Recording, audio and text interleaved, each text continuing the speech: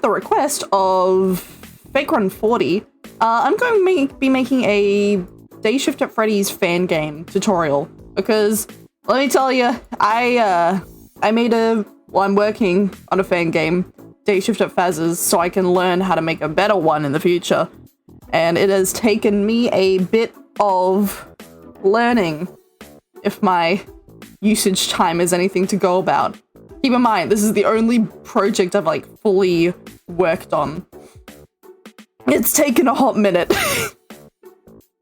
But I hope that, you know, everything that I've learned will be useful to you or anyone really who even just wants to make a like visual novel for some reason. Which, disclaimer, if you just want to make a visual novel, maybe use something like RenP, because not only is it easier in RenP to write that sort of stuff, to like write the code for that, it's just kind of more well-suited for it, and it has more customization in terms of like UI and whatnot. But look, if RPG Maker MV specifically is what you're going for, and I'm pretty sure this tutorial will also apply to MZ, then by all means, let's get started. So, first off, something's pretty wrong. We're in a grass field, there's a little character guy. Why? Well, again, this is RPG Maker. It's kind of built in to be well suited for an RPG. And this is not really what we want our background to be. Because generally the game is, you have, you know, your walking area, you can draw like stuff, and the character can walk and interact with things, but we're not actually doing that. So really, what we want is for this to be a blank slate. It's better to have it as like a black screen that we can use between scene fade-ins and fade-outs and whenever assets are loading in. So let's get to that. This is the database, and here we will be taking all these characters. And I mean, if your game is going to have RPG mechanics and you want a lot of characters like in Dayshift at Freddy's 3, you can probably have all these characters. You'll just have to follow the step that I'm going to take for the one character, but for this tutorial, it's just going to be one character.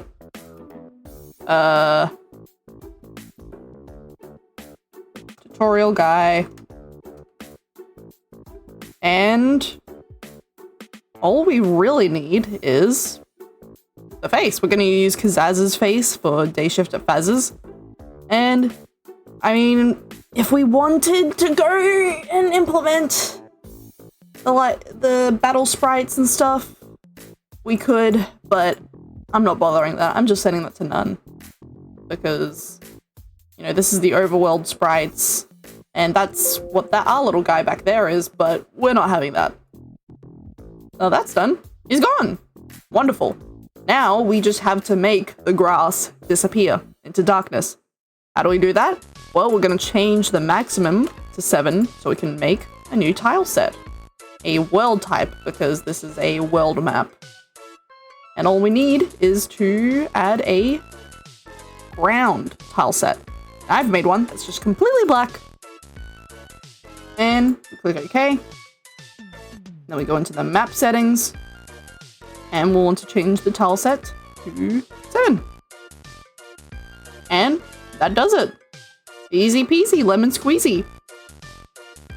And that is all we really need for now. But let's go into plugins, because we do need a couple of those. First off, this plugin comes pre-built with RPG MV. It just shows like, oh, this game was made with RPG Maker. We just want to disable that. Because, nah, we don't need it. Alrighty, so we'll want to have GOS font size, core engine, and message core. And there we go. Pretty much, message core, the RPG Maker doesn't have like the name above dialogue boxes pre-built. That is an MZ thing, but message core lets us do a bunch of things with dialogue and whatnot, but what we really care about is the name above the dialogue boxes, and that's what will make that possible.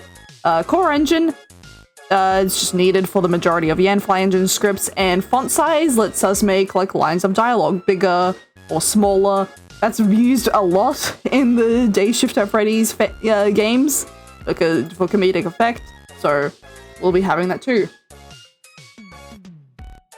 So now we can go back to system, and we'll just want to make some general customization choices, you know, change the currency to tokens, change the music, the sound effects, the title screen, and I'll be back with you guys shortly. Okay, that should be everything we need for just the general system stuff. You can see here, I just added an image, I made a title screen, added title screen music. I removed these noises because they just sort of occur whenever you click on things, and I don't know, they get a bit jarring, in my opinion, when you use it too much. And I also added tokens. So with that, we can actually get started with the game. So this is the event editor. We're making an event. Beginning. Let me be frank. I'm not sure if this is the best way to go about making a game, because for me at least, with my limited understanding, you can maybe make just an entire game in this. But also with my limited understanding on how, you know, coding works, I'm not sure if it's great to have all of the resources come from one script. I've only made the beginning of a Fangame. I could not tell you, but maybe just be sort of aware of that. So, I want to have the priority above characters, no walking, trigger, auto run, which means it will happen, this will trigger as soon as the game starts. As soon as you get into that game. And these conditions, we don't really need to touch them, they just sort of, it's like, if, say, this switch is enabled, this will trigger. We don't really need that. Let's see, we don't need anything else, really. That should be all we need for now. Notes, probably just right. Game script. Alrighty, now we can begin. Now we can actually make the game.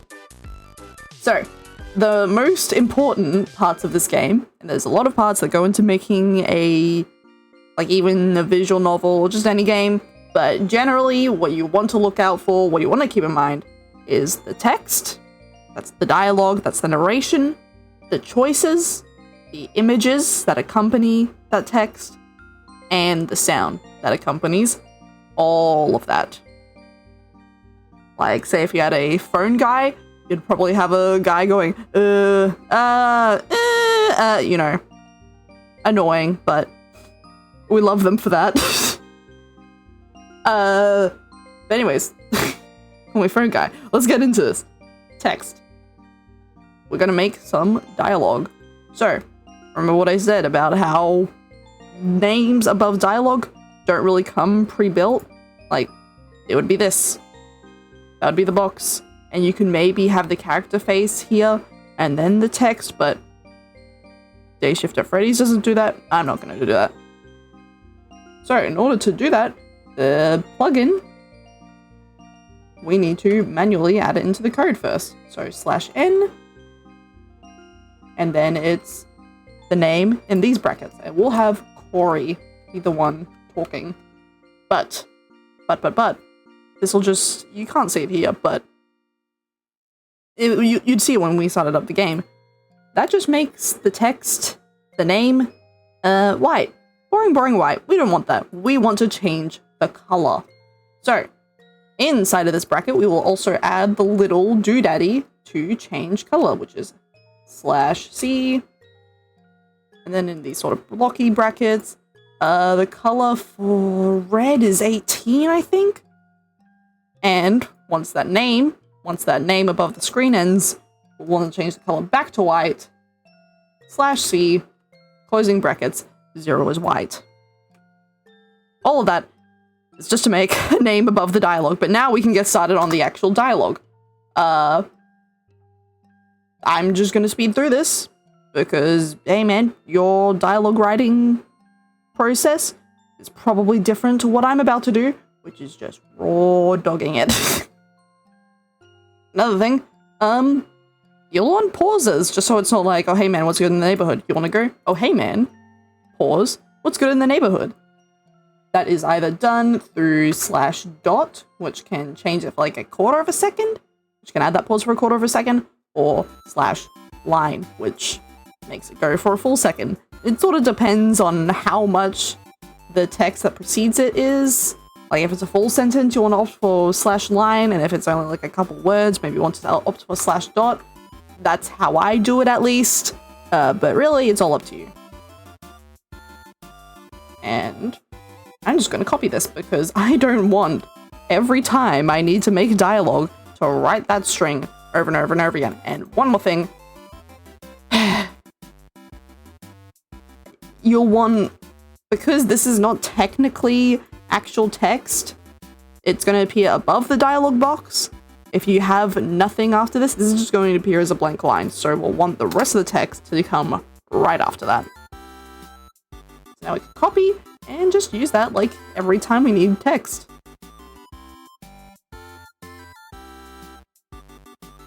And now we get to where we have the opportunity to implement a choice. So Corey asked the question, Kazaz, is that a gun? And we have the option to say, yep, it's a gun. Sure is. Or, nah. You're seeing things. We'll want to check. We don't want to have cancel options because the story is going to keep on progressing. So we'll just have disallow. I'm actually not 100% sure if that's what that means, but shrugs. Default's choice 1. Window position on the right. Yep, that's all good. And then this sort of brings up a little choice tree where we can continue to have dialogue depending on the choice you put in. So if you put sure is, you can put Corey saying, what the fuck, man? What the fuck, man? /pause for a second. Are you crazy?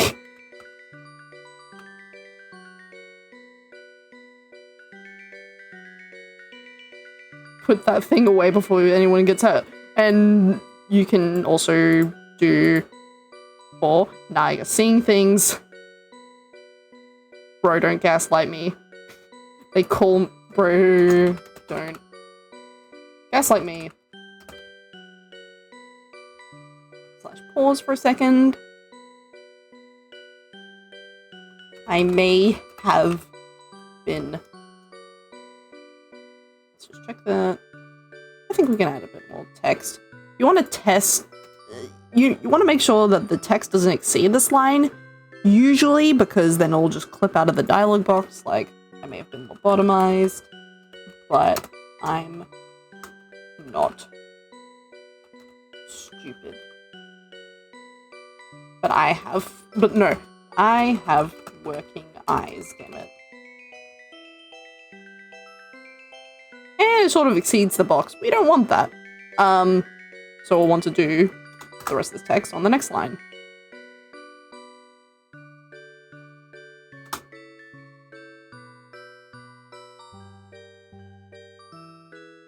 So yeah, you have two choices, and it branches into different areas, or like if you pick sure is, you're not going to experience the option of now you're seeing things, and then it will all come to an end, and then we'll be back here where the story sort of continues.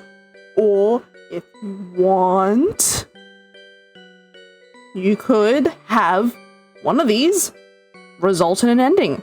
Maybe one of the options continues when it ends, but if you go through a certain dialogue branch, it just ends the game. We'll get to that later. For now, I'm just going to continue writing choices and writing text, and I'll get back to you.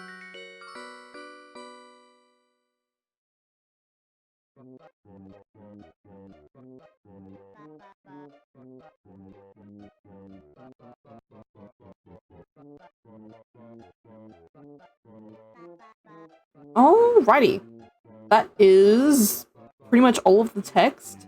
You can see here, before choices, I inserted a empty, transparent text with this little bit, this little code, which pretty much makes it so when all the text before it has gone by, it creates, it just skips. It skips the text box.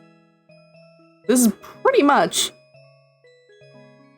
you can use this technique, you can make it so if you can make it clickable, you can make it so an empty text box that has nothing and only requires input after all the text has been displayed to make pretty much a clickable screen that only once the screen's been clicked will the game progress.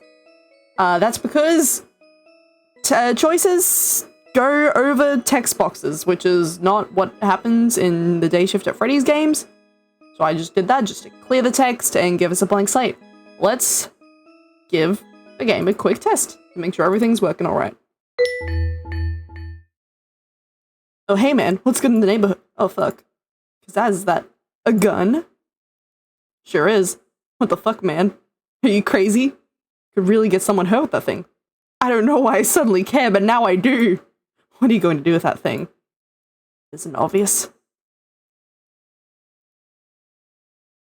I'm setting us free. You are? Do it. It's time to put an end to this madness. And then, it kicks us out to the screen. Great.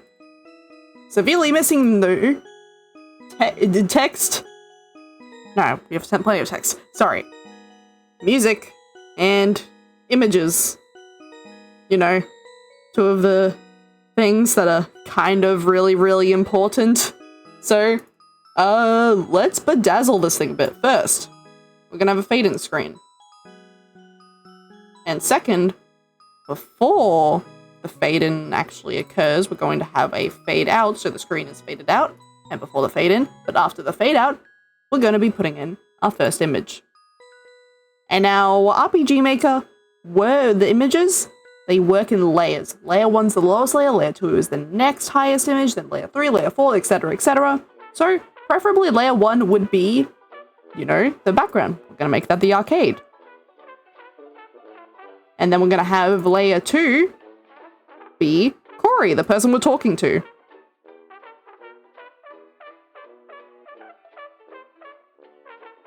And before or after, it doesn't really matter because they're all sort of in this blank nebulous screen before the screen actually fades in.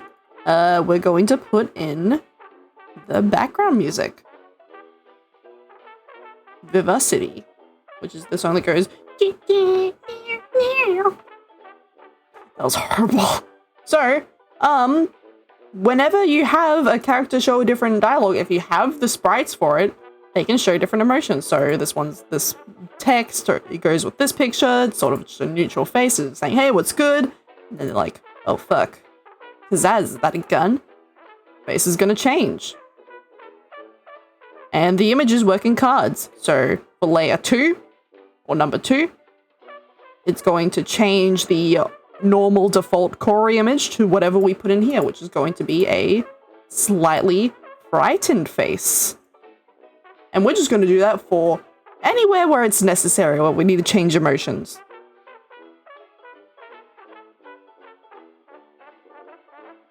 Okay. And then you can see here, I have some return to title screens. This is just when the game, quote unquote, ends. It'll just kick us out to the title screen. But some fancy like this, I want to do some ending cards. And here, remember before how I mentioned you can have like an empty text box and have like pretty much so you just need to click the screen in order for the game to progress. Wait. Display, wait for button input, that is /!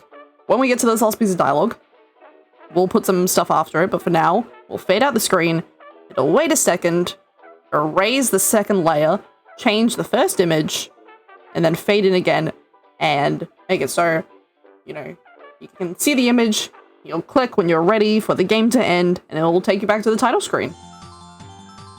And we'll pretty much just copy this, but change the image for the other one. So those are the endings, and now we're just gonna want to bedazzle the place up a bit. I'm going to, because this game includes you choosing whether to shoot the game or the character, we're gonna have gunshots.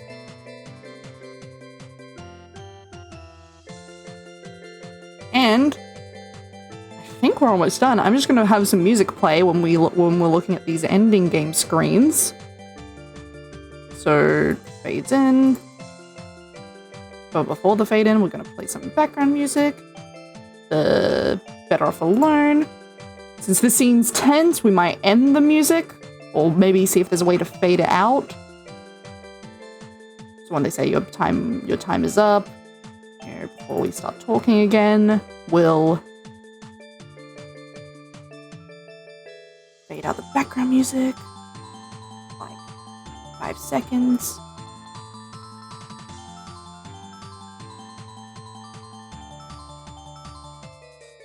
And we'll play Better Off Alone when the screens fade in. And that should be the game. So we'll do okay and see how it goes.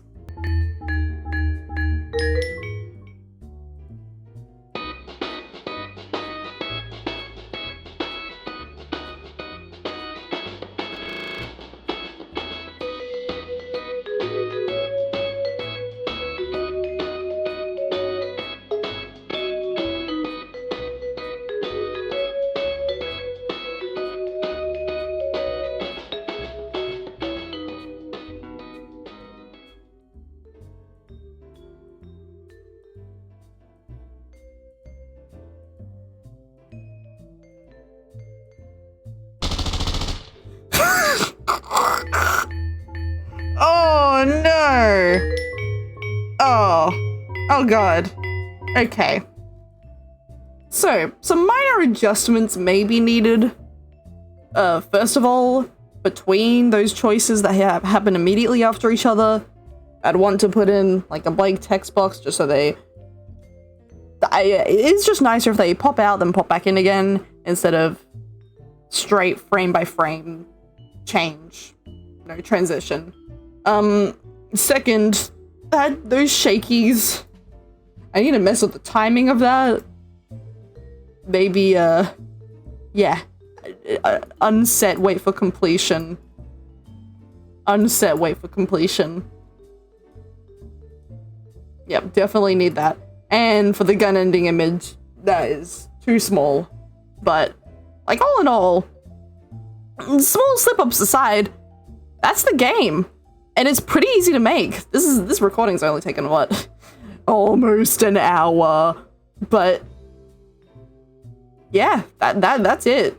There are other parts, like the map traversal system, which, don't even get me started. I'm fucking with that. I'm trying to figure it out. I'm trying to figure out how to make parts of the screen clickable, because, look, if I figure out, I can make a part 2 if you need one. If I figure that out, I'm kind of stuck, though. Just like, you have the map, click on different areas. I know how to make the basic time progression system and have different things take like a certain amount of time, but look, if anyone has any advice to me as well about that, because that's what I'm stuck on. I'm stuck on the map. I'm stuck on making it so you can click on the map to go in different areas. If anyone has advice for that, I'm all up in ears, but that's it for the tutorial. That's the basics. And yeah, if you got that set down, you're pretty much at the same level as I am, because I am also stuck. But yeah, that's it. Good luck with your game, and have a good one.